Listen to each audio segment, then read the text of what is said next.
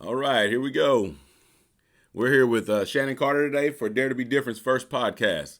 We're going to be talking about a variety of things, starting out with the expectation of just an athlete, a young athlete.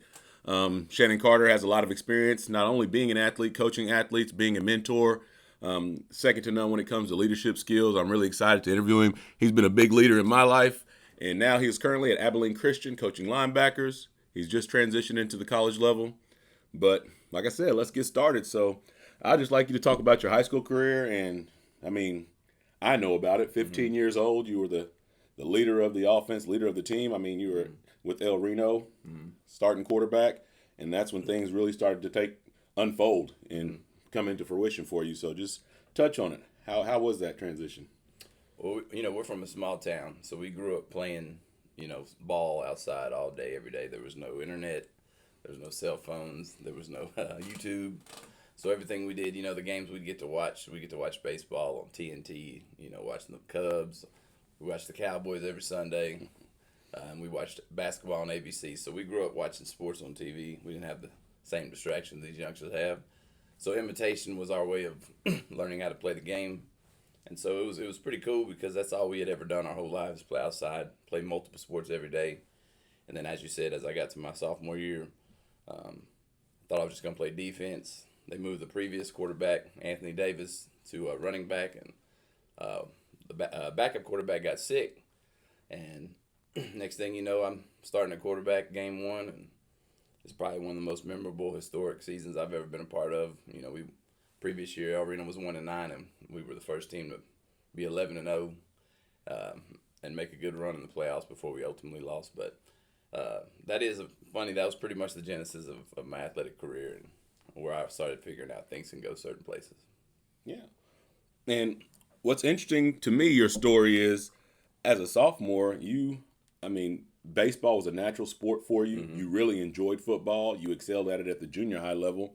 And like you said, playing out in the streets, just having fun, it came natural. But you were a three-sport athlete, and you started in all three major sports all your high school career. So how do you prepare? How were you able to compete at such level in totally different venues? For me, I've always been, like I said, my heroes weren't some of these kids' heroes. I first started liking Darryl Strawberry in baseball, and then in basketball, I loved Magic Johnson.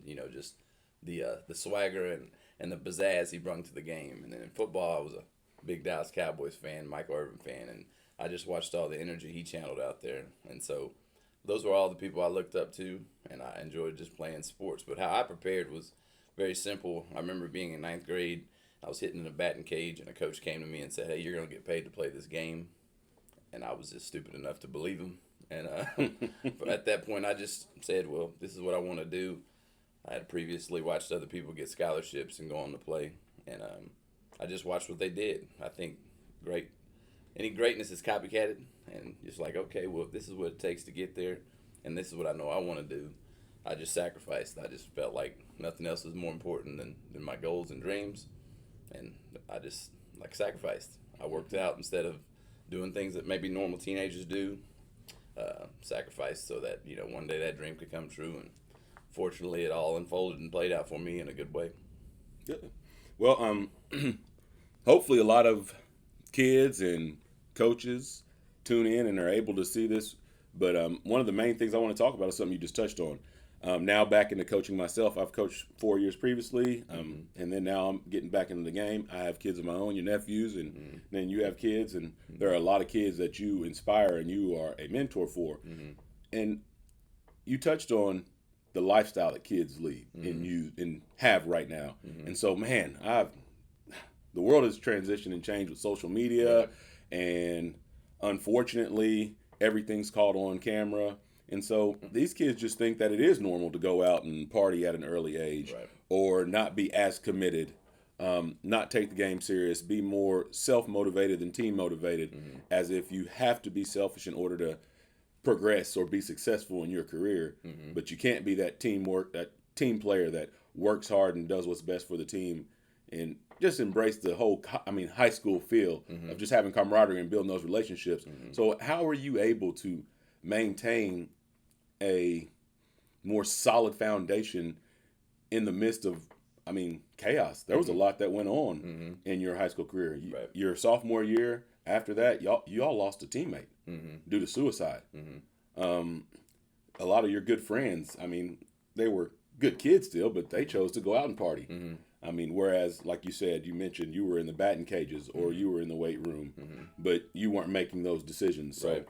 how were you able to keep your head in a state of stay focused, so to speak? Well, I think my faith, I found God at age 13, and I think that was a big deal for me, finding God and, making the decisions that what's right and wrong, to be, for lack of better words. And then secondly, it became, in sports, like I said, it's very simple to me. If only 2% of college athletes go on to play professional sports, and if only 4% of high school athletes get to go play college football, there's got to be something different about you, to me, and you got to be willing to sacrifice things that others aren't. And I keep things simple. It's just data. It shows what it is. So I knew what I wanted, and just like your podcast, I was daring to be different. That's really who I am. It embodies me. I embrace being different, and it's not like I'm going to do this because I want to. It's just more so, this is what it takes to get this goal accomplished, so that's the path I'm going to stay on, and I'm not going to deviate from that path. And it's boded well for me. By no means am I perfect, but that's how I always viewed life, and that's how I was as a young man. And for me, I always use this theory with kids. When I was 14 to 18, I lived life like I was 36 to 40, so that one day when you're 36 to 40, you can live life like you're 18, because with great sacrifice, there's a reward, or on the other side of the rainbow, there is a reward. And so that's just kind of how I'm a young-hearted person with an old soul, and that's just how I view things. Love it. And again, this podcast, this channel started with Daring to Be Different because of a conversation that I had with my kids. And literally, you were my mentor growing up. So I understood that you had to dare to be different. Because if you were, don't be a clone, stand alone and dare to be different means a lot more than what people just think it means.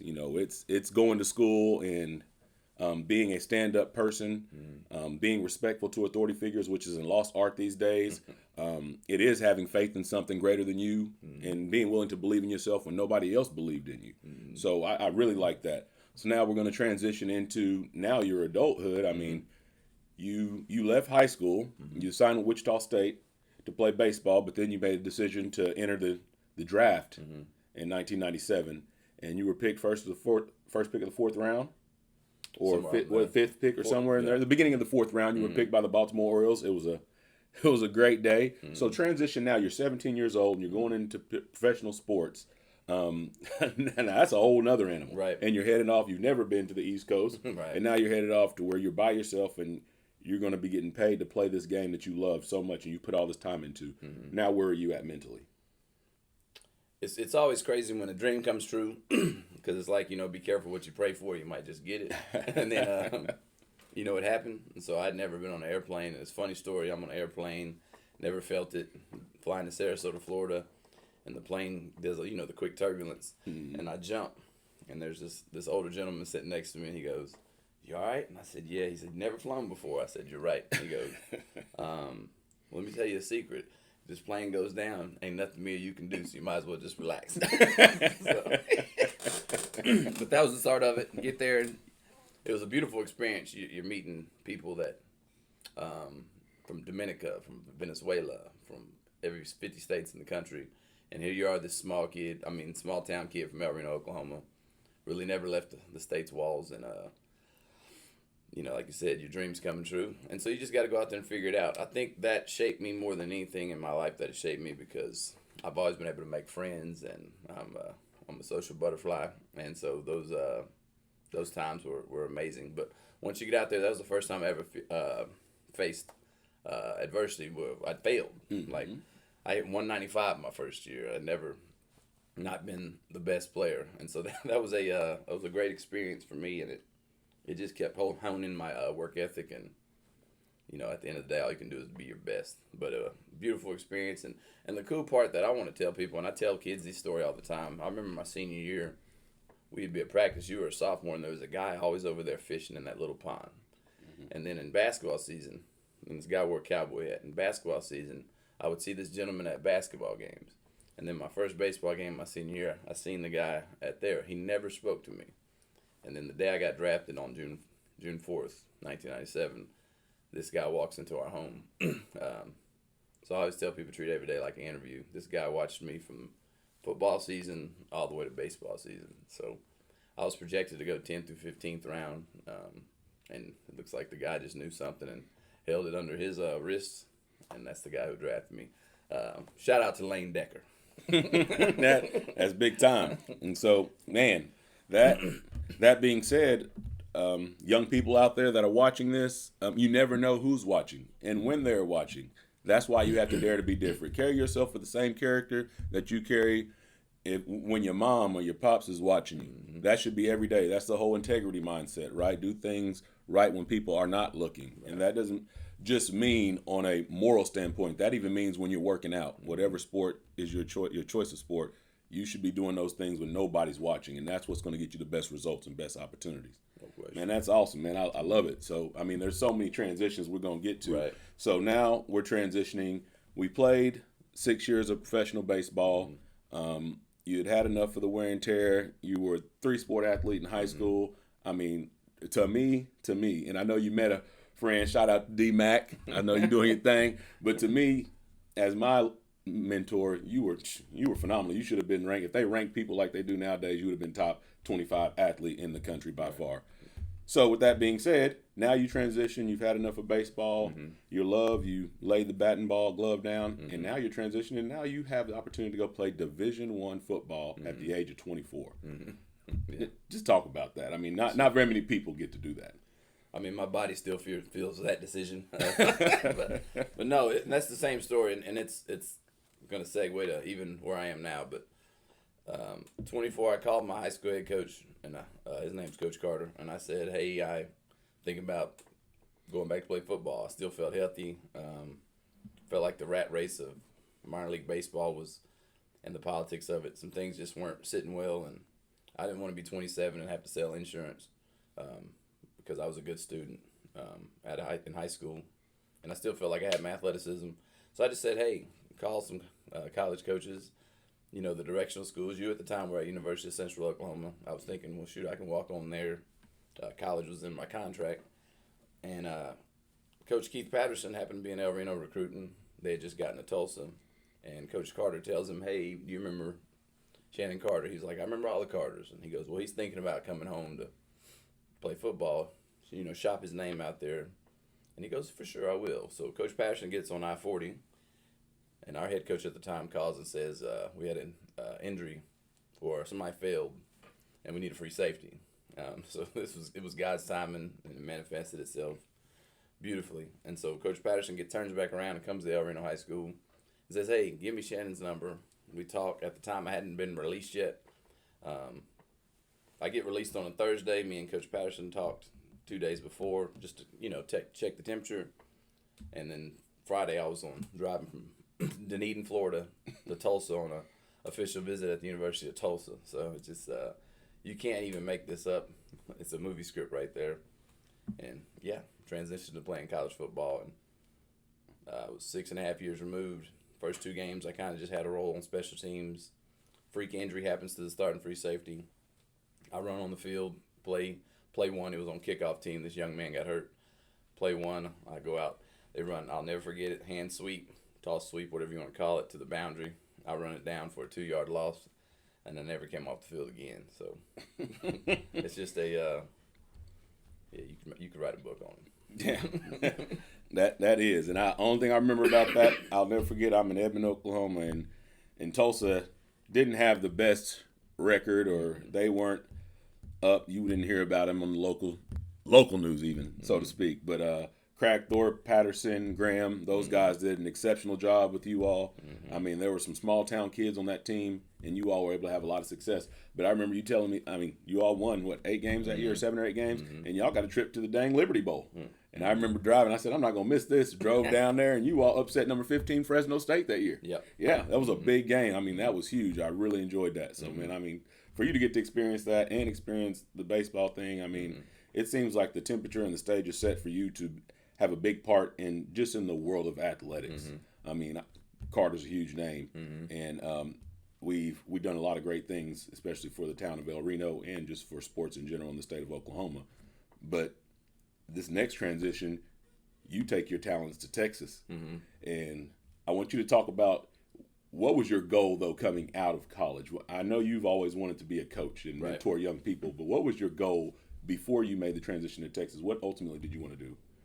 My goal was to, and anybody knows me from age 7, 8, was to be the head football coach at my alma mater, El Reno High School. It didn't work out, but that was my first job. Didn't work out, but obviously I was able to go to Norman to be the defensive coordinator. Then I crossed the border. But my ultimate goal, my whole life, was to be the head coach at my alma mater at El Reno, and I'm very fond of El Reno, just like all of us are. It has shaped us into everything we are, and we're a peculiar group of people that are out of that city, and we wear our town proudly on our shoulders. So that was ultimately my first goal.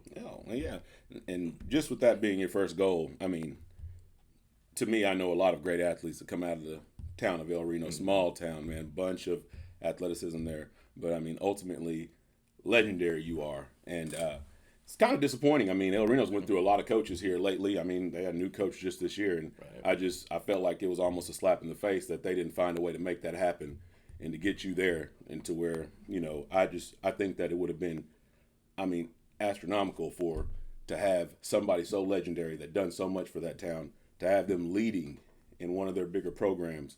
I think it would have changed the tide for the good and would have done great things that have been a huge benefit. So it really sucks that they weren't able to make that happen. But that being said, your next steps, man, you go south of the border, and Texas embraced you. You've coached a lot of good teams, defensive coordinator. Just tell us about that transition. I really want to hear about how it was when you first got that first head job, because it was a new school down in Baytown, Goose Creek Memorial High School. It was a new school.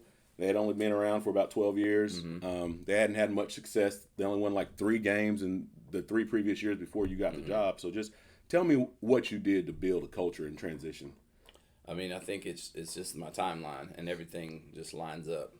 I go from baseball to Tulsa, who was down, and one year we win 8 games, and they were 0-1 for the previous 2. So I felt like I knew a little bit about building, and it takes energy to move a rock. Sometimes we're too smart, and we think it's this and this and this and this, and at the end of the day, it's just energy. People. Coach Patterson, where I'm at now, he would always say people follow passion, and they'll follow passion before they follow a plan, and I believe in that. And that's something I went in with. I think words carry the day, and we went in. We said we're gonna speak victory, TPW, the Patriot way, and we just started infusing words and energy and speaking life into people, because the world's full of telling you what you can't do and talking defeat and talking down to people. And we just took a positive approach, spoke life, spoke victory, took the energy to move the rock, and we were able to come out our first year with 3 wins after winning 3 previous the 3 years. And then going into my second year, COVID hits, and this is the most my most proudest moment as a coach. COVID hits. You don't even get to train your kids, barely. You're doing everything over WebEx or Zooms like everybody in the country was doing at the time. And then when they let us come back, we had so much buy-in from that team. They were and I think it's because they were trapped in their house for 8 months. So when they let them out, excuse me, when we let them out, summertime, I mean, I never seen a group of kids with a synergy like that, and they just worked and worked and worked. And our goal was to get in the playoffs. So the first year, our goal was speak victory. My second year, because I'm a big war cry motto wordsmith, if you will, our second goal was wake them up. All right, we spoke victory. We made it better. Now let's wake them up. That was our motto, and it just fit that season. And we woke them up. We finished 3rd in our district, first playoff appearance in 10 years at the school. And it's probably one of my proudest moments as a coach. Amongst the great things that I've been a part of, just to know that you took something that was dormant, to get them back to in the state playoffs. It was an amazing feeling. So very, very proud of that. And I think all my life experiences is what everything I've been through and done is what shaped me to be the head football coach at Goose Creek Memorial at that time. Yeah, and something I want to touch back on. I'm gonna backtrack, but you spoke on too. Also is um, the student aspect of being an athlete.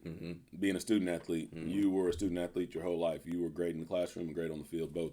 But you also sent 11 kids to college that year of your success from Goose Creek Memorial. You don't send kids to college that are not good students. So Right. just kind of touch on that, because these kids nowadays, man, think that it's just like, hey, I'm gonna be a professional. I'm gonna be a professional basketball player, professional baseball player, go play the NFL. And sometimes they slack in the classroom, not knowing that same commitment that you put in the classroom is what is going to carry over into the sport realm. So just talk about how important that is to be the student aspect of an athlete. Well, I mean, both me and you're a Hall of Fame athlete in college. We know the ball's going to deflate one day. So I always tell people the ball's going to deflate. You're going to live longer than you play. Absolutely. Even if you play in the professional ranks till you're 40, there's still a whole much more life that you're going to live beyond playing. We've all heard the slogan, they can't take this degree from you. They can take the sport from us. Absolutely. And then it's the requirements. You just got to educate people. Athletes think that just because I'm good or I play here and AAU here, at the end of the day, if you're going to go to college coaches are going to come in, and the number one thing, your resume is your transcript. And then obviously your test scores, and then we'll get to your play. But before it even gets to can the kid play, most people are going to check your character and your resume, which is your transcript. And so you just took the time to educate them on that, because nowadays just being good, that's minimum expectation. You can't get into these institutions without the qualifications that it takes in the classroom and your character check. So that's what we did. You're just trying to change people, the mindset, change the way people think, change their path, and try to cultivate them. And sometimes it works. That's right. I love it. I talk about it now, and just being back in the coaching realm is like, man, there are so many, and I got both of my children play youth sports, and one of my biggest things are you got these dads that vicariously live through their kids, whether it be male, female athletes, and I sit back and some people will know who I am or know the family dynamics, and I'm always trying to be the most humble guy and the most quiet guy in the park. Right. And I see these things and these coaches that have ill intentions with these athletes, and they're just not progressing in the way they should or developing the way they should. Let me tell you all, a coach's number one job is not to win games. It's to develop young men and women. Athletes are required to go to school. They're not required to play sports. So when an athlete chooses to go out onto a field or a court, that's an elective. That means they want to do that. And so your job is not to get the best of their athleticism. Your job is to develop them as an athlete, but as a person in total. And we're losing that. We're losing that so much. These coaches have gotten so enmeshed with wanting to be Nick Saban tomorrow. And it's like Nick Saban didn't just happen overnight. Right. And Nick Saban's motto is developing young men. You don't see a lot of Alabama kids that are out there not being studious. They stay longevity. They stay past the time they have to go into the draft because they do want their degree, and it's preached there. So it's a process, and we're losing that art and trying to build young men and women, and coaches are just getting so focused in individualized goals. And I got the top ranked kid, and our team's this, that, and the other. And you're hurting kids, and then you're discouraging kids from progressing. But if you've demeaned a kid or degraded a kid, that discouragement goes further than just athletics. Now they're questioning themselves in their professional world, moving forward, going for job interviews, in relationships and all those things. They remember back to what that coach did to them and how they treated them. And then they start to second guess themselves, and they don't live a fulfilling lifestyle due to your choices to be so petty and small-minded and not know what the impact that you have to be leading young people. So just my little tad bit on that. And then the transition now, the last transition is now you've taken a job at Abilene Christian. It's so crazy how the Lord works because it's Patterson again. Here we go. So talk about that now. You're working with the guy that recruited you out of high school, then recruited you back out of professional sports. And it's just crazy how this whole thing came about. Yeah. I mean, it's just like I said, it's a run-on of lessons that you learn about treating every day like an interview, being a good person. The funny thing is I've never talked to any, and I have tons of teammates that are college coaches. My dream was to be a head high school football coach, and it just so happened that the same people that gave me the in to college football are still pulling me up and along. And it's never been my goal, but when Coach Patterson called and mentioned it, there's no one in the world that you'd rather work for than your mentor. And he's been great. He shaped me in so many ways, not just my knowledge of the game, but just how he treats people. How when he walks in a room, people gravitate to him. And to me, you either have that or you don't. And that's a unique part of my personality.